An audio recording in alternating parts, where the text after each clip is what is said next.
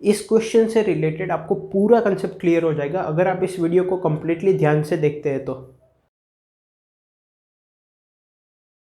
As always, let's start by understanding the question. Peculiar movie preferences. Mihai plans to watch a movie. He only likes palindromic movies, so he wants to skip some possibly zero scenes to make the remaining parts of the movie palindrome. क्या बोला गया है कि Mihai जो है वो movie देखने का प्लान करता है और he likes only palindromic movies. ठीक है, अब इसका क्या मीनिंग होगा आगे दिया होगा. So in order to make the movie palindromic, he skips some maybe zero scenes of movie. ठीक है, कुछ सीन्स वो स्किप कर देता है. ठीक है, you are given a list S of n non-empty strings of length at most 3 representing the scenes of Mihai's movies. ठीक है, अब ये जो मूवी के सीन्स है वो किस तरह से रिप्रेजेंट किए गए हैं. सीन्स है वो एस लिस्ट में रिप्रेजेंट किए गए हैं जिसमें कि n नंबर ऑफ स्ट्रिंग्स है और ये जो n है वो मूवी के अलग अलग सीन्स डिनोट करता है और जो ith सीन है उसकी लेंथ जो है वो एटमोस्ट 3 है. मतलब कि मान लो S1 S2 up to Sn है तो Si is less than equal to 3 greater than equal to 1. ठीक है, नॉन एम्प्टी बोला गया है, नॉन एम्प्टी स्ट्रिंग मतलब एटलीस्ट लेंथ 1 होगी और एटमोस्ट लेंथ 3 बोला गया है. ठीक है, तो ये जो है n वो मूवी के सीन्स रिप्रेजेंट करता है. ठीक है, a subsequence of s is called awesome if it is non empty and the concatenation of the string in the sequence in order is palindrome. ठीक है, क्या बोला गया है कि ये जो n स्ट्रिंग्स है इसका कोई भी एक सब सीक्वेंस, इसको हम ऑसम बोलेंगे अगर वो जो सब सीक्वेंस है वो नॉन एम्प्टी होना चाहिए. मतलब कि उसमें एटलीस्ट एक स्ट्रिंग होनी चाहिए फ्रॉम द गिवन स्ट्रिंग और वो जो नंबर ऑफ स्ट्रिंग्स मतलब जो भी जितनी भी स्ट्रिंग्स हमने ली है सब सीक्वेंस में, सब सीक्वेंस का मतलब आपको पता ही होगा अगर मेरे पास n एलिमेंट्स है A1 A2 up to An तो सब सीक्वेंस का मतलब होता है कि इसमें से मैं कुछ नंबर ऑफ एलिमेंट्स लूँ और उनका ऑर्डर चेंज ना करूँ. For example A4 A9 A12 तो ये एक सब सीक्वेंस हो गया. ठीक है, selecting some number of elements, it may be only one element also, इसको भी सब सीक्वेंस बोलेंगे. और you can select all the elements also और उनका ऑर्डर चेंज नहीं होना चाहिए. तो क्या बोला गया है कि ये जो n स्ट्रिंग्स मूवी के सीन्स रिप्रेजेंट करती है उनमें से एक सब सीक्वेंस लेंगे. वो सब सीक्वेंस को हम ऑसम तब बोलेंगे कि वो नॉन एम्प्टी हो, मतलब कम से कम एक स्ट्रिंग हो उसमें और जितने भी स्ट्रिंग है सब सीक्वेंस में उनको हम अगर उसी ऑर्डर में कॉन्केटिनेट करें, मतलब कि मान लो मैं लेता हूँ S3 S5 और S9 तो इनको मैं इसी ऑर्डर में कॉन्केटिनेट करूँ, ये S3 ये S5 और ये S9 तो ये मुझे एक नई पूरी स्ट्रिंग मिल गई. ठीक है, S3 S5 और S9 कॉन्केटिनेट मतलब जोड़ना. ठीक है, तो ये जो मुझे स्ट्रिंग मिलती है अगर ये पैलिंड्रोम है, अगर ये पैलिंड्रोम है तो इस केस में हम इस सब सीक्वेंस को ऑसम कहेंगे. ठीक है, can you help Mihai check if there is at least one awesome subsequence of S. तो ये जो n स्ट्रिंग्स की लिस्ट दी गई है जो कि मूवी का सेंस रिप्रेजेंट कर रहा है उसमें क्या एटलीस्ट एक सब सीक्वेंस ऐसी है जो कि ऑसम है कि नहीं ये हमें बताना है. ठीक है, फिर पैलिंड्रोम की डेफिनेशन दी गई है, हमें पता ही है strings which read the same from starting and from the end उनको पैलिंड्रोम बोलेंगे. और उसके बाद सब सीक्वेंस की डेफिनेशन दी गई है वो भी मैंने यहाँ पे बता दिया. इनपुट किस तरह से है, सबसे पहले नंबर ऑफ टेस्ट केसेस, फिर सभी टेस्ट केस में है n that is number of scenes और फिर नेक्स्ट n लाइन्स में स्ट्रिंग्स दी गई है SI जिसकी लेंथ 1 और 3 के बीच में जो कि मूवी के सीन्स रिप्रेजेंट करता है. ठीक है, और कंस्ट्रेंट्स मैंने यहाँ पे लिख दिए हैं और हमें बताना है कि अगर एटलीस्ट एक सब सीक्वेंस है जो कि ऑसम है मतलब कि उनका उसी ऑर्डर में अगर उन स्ट्रिंग्स का कॉन्केटिनेट करें जो कि उस सब सीक्वेंस में प्रेजेंट है तो हमें पैलिंड्रोम मिलता है. अगर ऐसा प्रेजेंट है तो यस प्रिंट करना है वरना नो प्रिंट करना है. आई होप क्वेश्चन क्लियर है. अब इसके कंसेप्ट पे मूव करते हैं. सो अब अगर यहाँ पे कंसेप्ट की बात करें तो बेसिकली हमें दिया क्या गया है, हमें n स्ट्रिंग्स दी गई है. ठीक है, मान लो उनको मैं s से रिप्रेजेंट करता हूँ और उनकी लेंथ क्या है, s of i is less than equal to 3 greater than equal to 1, क्योंकि नॉन एम्प्टी दिया गया है तो ग्रेटर देन इक्वल टू 1 होगा और एट मोस्ट 3 तो क्वेश्चन में दिया ही गया है। तो इन n स्ट्रिंग्स जो है वो मूवी के सीन्स रिप्रेजेंट करती है। तो हमें पूछा गया है कि क्या कोई नॉन एम्प्टी सब सीक्वेंस प्रेजेंट है इन n स्ट्रिंग्स में सच दैट कि अगर उस नॉन एम्प्टी सब सीक्वेंस में जो स्ट्रिंग्स हम कंसिडर करते हैं अगर हम उनको उसी ऑर्डर में इन ऑर्डर अगर हम कॉन्केटिनेट करें तो जो फाइनल स्ट्रिंग हमें मिलती है कॉन्केटिनेट करने के बाद वो पैलिंड्रोम है कि नहीं। अगर ऐसा है तो ऐसी सब सीक्वेंस को हम क्या बोलेंगे, ऑसम सब सीक्वेंस बोलेंगे। तो हमें क्वेश्चन में पूछा गया है कि क्या एटलीस्ट एक सब सीक्वेंस ऐसी है जो कि ऑसम हो, मतलब कि वो नॉन एम्प्टी हो और उनमें जो स्ट्रिंग्स प्रेजेंट हो अगर उनको उसी ऑर्डर में कॉन्केटिनेट करें तो वो पैलिंड्रोम हमें दे। ठीक है, अब यहाँ पे एक चीज देखो कि सबसे बेस केस क्या हो सकता है कि ये n स्ट्रिंग्स में से कोई एक पर्टिकुलर स्ट्रिंग खुद से ही पैलिंड्रोम हो, जैसे कि length equal to 1, length equal to 2, length equal to 3।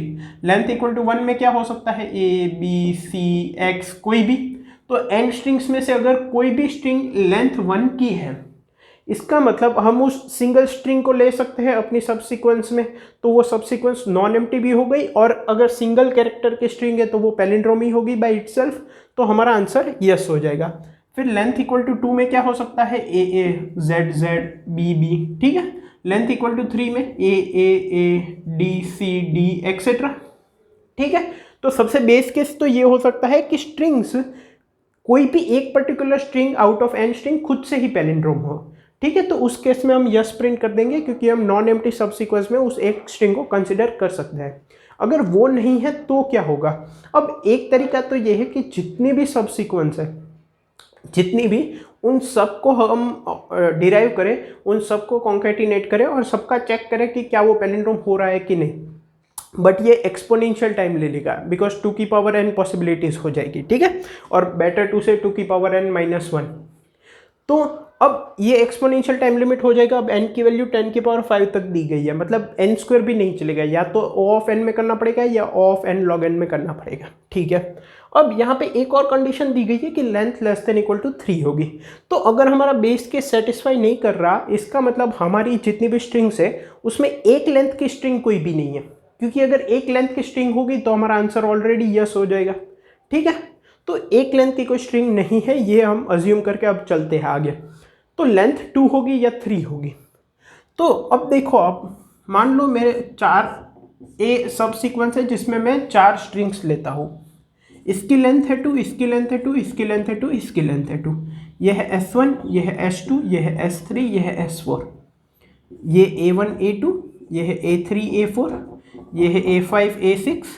मान लो ये है लेंथ 3 की, यह है A7 A8 A9। अगर मैं कहूँ कि ये जो सब सीक्वेंस है 4 स्ट्रिंग्स की, मतलब यहाँ पे मैंने S1 S2 S3 S4 लिया है, सब सीक्वेंस में वो कुछ भी हो सकता है, S7 S10 S13 S25। ठीक है, जस्ट फॉर योर अंडरस्टैंडिंग। तो ये 4 स्ट्रिंग अगर मैं लेता हूँ मेरी सब सीक्वेंस में और ये उनके कैरेक्टर से, अगर मैं कहूँ कि ये पैलिंड्रोम है तो मैं ये कह सकता हूँ कि A1 will be equal to A9, A2 will be equal to A8, A3 will be equal to A7, A4 will be equal to A6 और A5 equal to A5 which is definitely true। तो ये condition होगी। तो अब अगर मैं S3 और S4 को रीडिफाइन करूं तो S3 क्या हो जाएगा, A5 A4, A5 A6 is A5 A4, S4 क्या हो जाएगा, A7 A8 A9 which means A3 A2 A1, S1 क्या है, A1 A2। तो अगर मैं 4 की बजाय पहले और आखिरी स्ट्रिंग को लूँ S1 प्लस S4 तो ये क्या होगा, A1 A2 A3 A2 A1। ये भी तो पैलिंड्रोम है। ये हम क्यों ऑब्जर्व कर पाए, बिकॉज हम बोला गया length less than equal to 3 है। बेस केस ये हो सकता है कि इसमें से कोई भी एक स्ट्रिंग खुद से ही पैलिंड्रोम हो। अगर ऐसा नहीं है इसका मतलब लेंथ इक्वल टू 1 वाली स्ट्रिंग कोई भी प्रेजेंट नहीं है, फिर हम इस केस पे आए। ठीक है, एक और एग्जांपल लेते हैं। मान लो मेरे पास सब सीक्वेंस में 3 स्ट्रिंग्स है, ये है A1 A2, ये है A3 A4 A5, ये है A6 A7।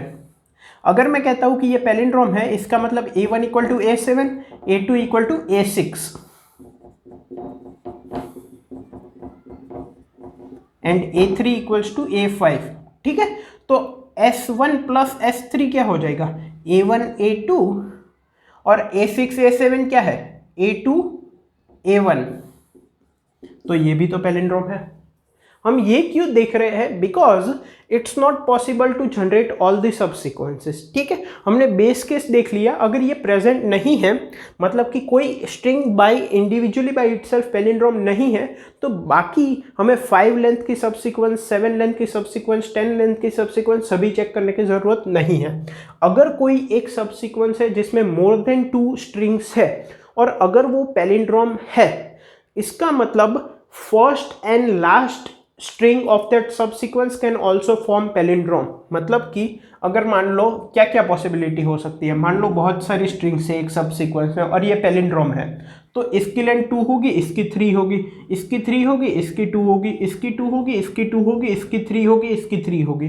इतनी पॉसिबिलिटी हो सकती है क्योंकि बेस केस तो हमने निकाल दिया।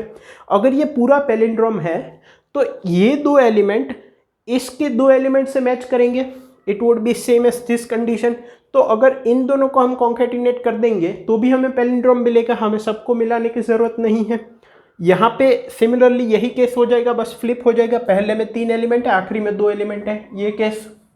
फिर 2 and 2 वो ये केस हो गया, A1 A2 A2 A1 first and last string का। अगर फर्स्ट स्ट्रिंग भी 3 लेंथ की है, लास्ट स्ट्रिंग भी 3 लेंथ की है और अगर पूरा पैलिंड्रोम है, इसका मतलब इसके 3 एलिमेंट्स इसके 3 एलिमेंट्स के बराबर है रिवर्स ऑर्डर में, तो इन दोनों को हम मैच कर देंगे तो 6 लेंथ की हमें पैलिंड्रोम मिल जाएगी। ठीक है, इन शॉर्ट अगर हमारे पास स्ट्रिंग है जिसकी लेंथ ग्रेटर देन सब सीक्वेंस है जिसकी लेंथ नंबर ऑफ स्ट्रिंग्स उसमें ग्रेटर देन 2 है और अगर वो पैलिंड्रोम फॉर्म कर रही है, देन इट इज़ गारंटीड कि फर्स्ट और लास्ट स्ट्रिंग को कॉन्केटिनेट करने से भी हमें एक पैलिंड्रोम मिलेगा। इसका रिवर्स भी अगर हम बोले कि अगर हमारे पास ऐसी कोई सब सीक्वेंस नहीं है जिसकी लेंथ 2 हो और उसको कॉन्केटिनेट करने पे हमें पैलिंड्रोम मिल रहा हो, ऐसे कोई भी सब सीक्वेंस नहीं है, तो लेंथ 3, 4, 5, 7 की भी कोई नहीं होगी। तो अब हमें क्या करना है, हमने लेंथ इक्वल टू मतलब सिंगल स्ट्रिंग सब सीक्वेंस तो बेस केस हो गया हमारा। अगर वो पॉसिबल नहीं है तो हमें सिर्फ अब सब सीक्वेंस ऑफ लेंथ 2 ही चेक करना है। अगर उसमें कोई ऐसी सब सीक्वेंस आ जाती है ऑसम, तो प्रिंट यस कर देंगे, अगर नहीं है तो लेंथ 3, 4, 5, 7 वाली भी कोई भी आगे नहीं होगी। वो हमें इस कंसेप्ट से क्लियर हो गया है। सो अब हमें ये चेक करना है कि क्या सब सीक्वेंस विथ लेंथ 2 वाली कोई पैलिंड्रोम फॉर्म कर रही है कि नहीं आफ्टर कॉन्केटिनेटिंग द स्ट्रिंग। ठीक है, सो आई होप आपको कंसेप्ट क्लियर हो गया है। अब देखते हैं इसको इंप्लीमेंट कैसे करेंगे, अगर थोड़ा बहुत डाउट बचा है तो वो भी क्लियर हो जाएगा।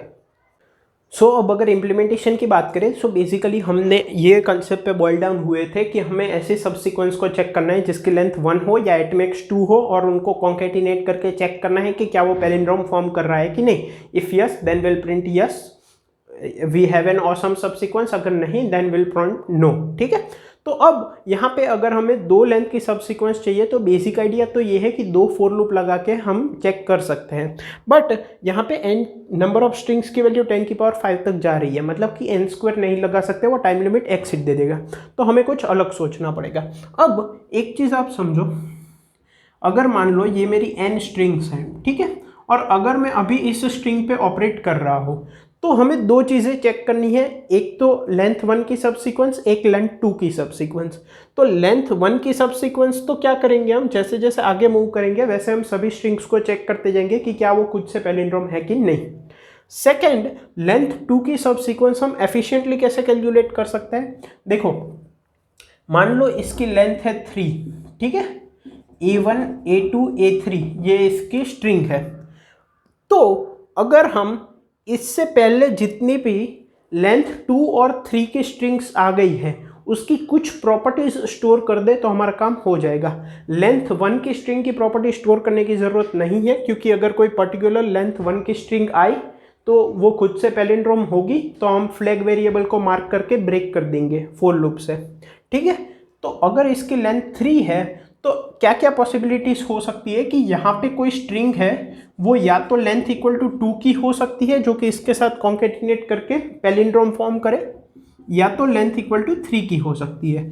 तो लेंथ इक्वल टू 2 की क्या हो सकती है, मान लो P1 P2 है, और लेंथ इक्वल टू 3 की P1 P2 P3। तो दो पैलिंड्रोम बन सकते हैं P1 P2 A1 A2 A3, ये भी पैलिंड्रोम हो सकता है। दूसरा हो सकता है P1 P2 P3 A1 A2 A3। ठीक है, तो बेसिकली अगर हम जितनी भी लेंथ 2 और 3 की स्ट्रिंग्स इससे पहले आ रही है उनको मार्क कर दें कि भाई इसको हमने मार्क करके रख दिया है, ठीक है, कि ये आ चुका है, इसको विजिटेड मार्क रखा है कि इस तरह की स्ट्रिंग हमारे पास है। तो जब हम यहाँ पे पहुँचेंगे तो अब हमें क्या करना है, हमें बस अब यहाँ पे अगर ये पैलिंड्रोम है तो P1 equal to A3, P2 equal to A2, P3 equal to A1।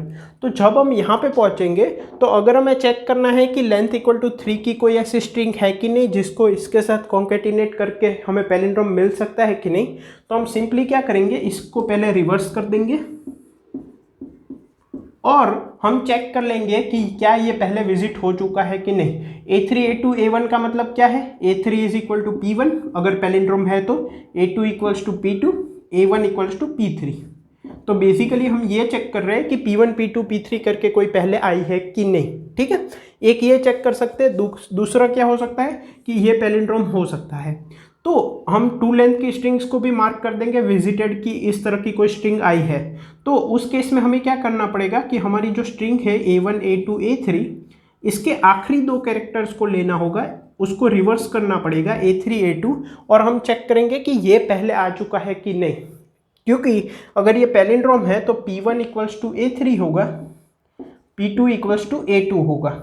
तो A3 A2 would be basically P1 P2, जो कि हम चेक कर रहे हैं कि क्या ऐसा पहले स्ट्रिंग आ चुकी है कि नहीं। ये तो बात तब की हो गई जब हम लेंथ इक्वल टू 3 के लिए आगे चेक कर रहे हैं। अगर यहाँ पे कोई लेंथ इक्वल टू 2 की आ गई A1 A2, ठीक है, तो हमें क्या क्या आगे चेक करना पड़ेगा। अगेन आगे कोई ऐसी स्ट्रिंग हो सकती है जिसकी लेंथ 2 होगी या तो 3 होगी, जो इसके साथ कॉन्केटिनेट करने पे हमें पैलिंड्रोम दे। तो लेंथ इक्वल टू 2 वाली क्या हो सकती है, P1 P2 A1 A2, और लेंथ इक्वल टू 3 वाली P1 P2 P3 A1 A2। तो ये भी पैलिंड्रोम हो सकता है, ये भी पैलिंड्रोम हो सकता है। अगर हमने ये P1 P2 और P1 P2 P3 नाम की स्ट्रिंग्स को विजिटेड मार्क करके रखा है, तो हम सिंपली A1 A2 को रिवर्स कर देंगे A2 A1 और चेक करेंगे कि इस तरह की स्ट्रिंग पहले आ चुकी है कि नहीं। अगर आ चुकी है इसका मतलब ये दोनों मिलके पैलिंड्रोम फॉर्म करेंगे। रिवर्स क्यों कर रहे हैं, बिकॉज यहाँ से और यहाँ से पढ़ने पे पैलिंड्रोम सेम होता है, तो इसका रिवर्स अगर यहाँ पे प्रेजेंट होगा पहले तो वो पैलिंड्रोम दे देगा। ठीक है, दूसरा इस केस में थोड़ा ध्यान रखना पड़ेगा, A1 A2 है उसका रिवर्स मतलब A2 A1 ये प्रेजेंट हो पहले, लेकिन वो स्ट्रिंग साइज 3 की है और उसके पहले 2 कैरेक्टर A2 A1 के बराबर है। देखो अगर ये पैलिंड्रोम है तो P1 इक्वल्स टू क्या होगा A2, P2 equals to A1। तो जब हम A2 A1 के लिए सर्च कर रहे हैं तो हम बेसिकली P1 P2 प्रेजेंट है कि नहीं ये सर्च कर रहे हैं। तो P3 को हमें यहाँ पे इग्नोर करना पड़ेगा। तो इसके लिए हम एक अलग मैप बनाएंगे जिसमें कि हम स्टोर तो करेंगे 2 कैरेक्टर, लेकिन वो किस में से डिराइव हुआ होगा, 3 लेंथ की स्ट्रिंग में से। लाइक P1 P2 P3 में से अगर यहाँ पे P1 P2 P3 है तो उसमें से P1 P2 हम ले सकते हैं और यहाँ पे A1 A2।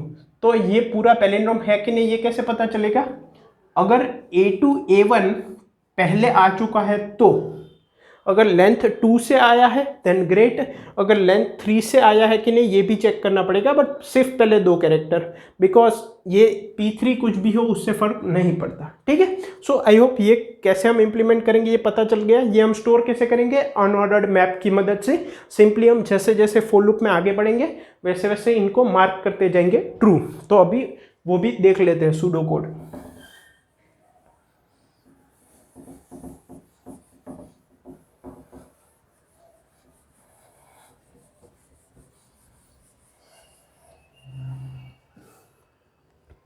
सो अब अगर सूडो कोड की बात करें तो सबसे पहले तो हमें अनऑर्डर्ड मैप चाहिए टू स्टोर द स्ट्रिंग्स, ठीक है।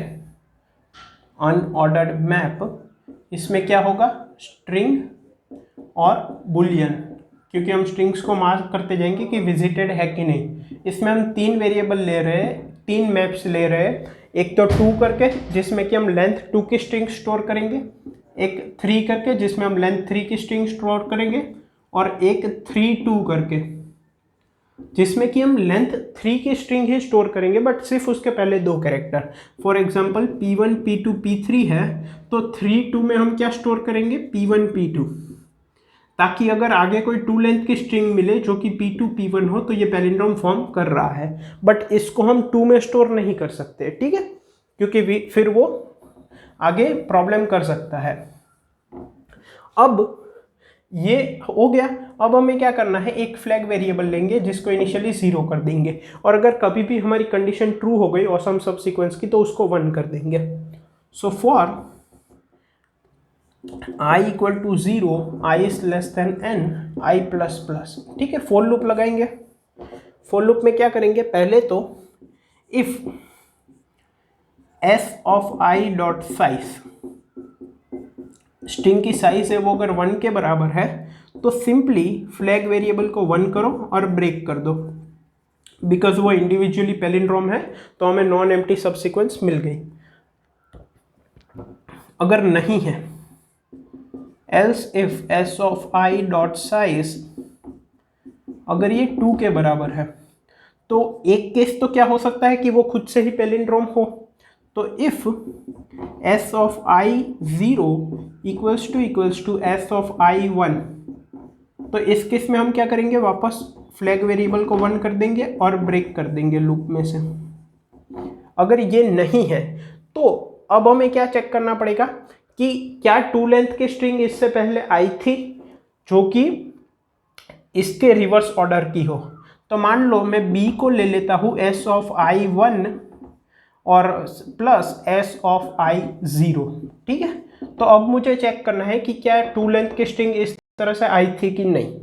तो वो कैसे चेक कर सकते हैं, if 2 of b equals to true, मतलब कि पहले आया है कि नहीं, तो उस केस में फ्लैग वेरिएबल को 1 कर देंगे और ब्रेक कर देंगे। और एक कंडीशन क्या हो सकती है कि इससे पहले कोई 3 लेंथ की स्ट्रिंग आई हो जिसके 2 कैरेक्टर पहले जो है वो इसके रिवर्स ऑर्डर से मैच होते हो, जैसे कि P1 P2 P3, और ये जो करंट स्ट्रिंग है लेंथ 2 की वो है P2 P1। तो ये अगर इस तरह की आई है कि नहीं, ये हम किस में स्टोर करने वाले हैं, 3-2 में। तो if 3-2 of b equals to true, तो इस केस में भी हम क्या करेंगे, फ्लैग वेरिएबल को 1 कर देंगे और ब्रेक कर देंगे लूप में से। अगर ये कुछ नहीं होता तो अब हमें क्या करना है, हमें नेक्स्ट एलिमेंट पे जाना है, लेकिन उससे पहले इसको मार्क करना पड़ेगा ट्रू। तो इसकी लेंथ है 2, तो इसमें हम मार्क करेंगे 2 of s of i equals to true, ताकि आगे वाले एलिमेंट्स के लिए वो हेल्पफुल रह सके। अब मैं यहाँ पे इसको क्लियर कर देता हूँ। अब लेंथ इक्वल टू 2 का भी चेक हो गया। अब लास्ट कंडीशन क्या बचती है, एल्स लेंथ इक्वल टू 3, ठीक है। और ये फॉर लूप जो है वो यहाँ पे आ जाएगा। अब लेंथ इक्वल टू 3 में देखो, एक तो कंडीशन ये हो सकती है कि वो स्ट्रिंग खुद से ही पैलिंड्रोम हो। So if s of i 0 equals to s of i 2, अगर first and third character same है तो वो पैलिंड्रोम हो गई, f इक्वल्स टू 1 और ब्रेक। दूसरा केस क्या हो सकता है कि ये जो 3 लेंथ की स्ट्रिंग है उसका रिवर्स पहले आ चुका हो, तो हम क्या करेंगे, b को लेंगे s of i 2 plus s of i 1 plus s of i 0, मतलब कि इसका रिवर्स। अब हम चेक करेंगे कि क्या ऐसी स्ट्रिंग पहले आ चुके हैं कि नहीं। वो किस में हम स्टोर कर रहे हैं, 3 वाले मैप में। So if 3 of b equals to true, तो उस केस में फ्लैग वेरिएबल को 1 कर दो और ब्रेक कर दो लूप से। दूसरा केस क्या हो सकता है कि ये जो 3 लेंथ की स्ट्रिंग है P1, P2, P3, तो इससे पहले 2 लेंथ की कोई स्ट्रिंग आ चुकी है जो है P3, P2, तो ये भी पैलिंड्रोम बनाएगा, तो हमें ये भी देखना है। सो अब मैं B को ले लेता हूँ S of I2 plus S of I1 if 2 of B equals to true, तो उस केस में फ्लैग वेरिएबल को 1 कर देंगे और ब्रेक कर देंगे। ठीक है, अब अगर ये दोनों कंडीशन सेटिस्फाई नहीं होती है तो हम नेक्स्ट एलिमेंट पे जाएंगे, लेकिन उससे पहले ये 3 लेंथ की स्ट्रिंग जो हमें मिली है उसको मार्क करना पड़ेगा ट्रू, ताकि वो आगे जाके काम आए। तो अब क्या करना है, एक तो 3 ऑफ S ऑफ I को ट्रू मार्क करना है, और दूसरा ये 3, 2 में इसके पहले 2 कैरेक्टर्स की स्ट्रिंग को ट्रू मार्क करना है, जो कि यहाँ पे हेल्पफुल होगी। So B equals to S of I0 plus S of I1 और 3, 2 of B equals to true. ठीक है, तो इससे क्या होगा, हम एक के बाद एक एलिमेंट में लूप करेंगे, हम चेक करेंगे कि या वो इंडिविजुअल पैलिंड्रोम है कि नहीं। अगर है then will make the flag variable 1, अगर नहीं है तो हम चेक करेंगे कि इससे आगे कोई ऐसी स्ट्रिंग आ चुकी है कि नहीं जिसके साथ इसको कॉन्केटिनेट करके हम पैलिंड्रोम फॉर्म कर सकते हैं कि नहीं। ठीक है, टाइम कॉम्प्लेक्सिटी क्या होगी, यहाँ पे एक फॉर लूप लग रहा है, so it would be big O of n, और क्वेश्चन में दिया गया है कि summation of n over all the test cases is less than equal to 10 की पावर 5, सो दिस ये इजीली गिवन टाइम लिमिट में हो जाएगा। आई होप आपको क्वेश्चन, कंसेप्ट और इम्प्लीमेंटेशन तीनों क्लियर है। इसका सोल्यूशन कोड मैंने कमेंट्स में प्रोवाइड किया है। Thank you.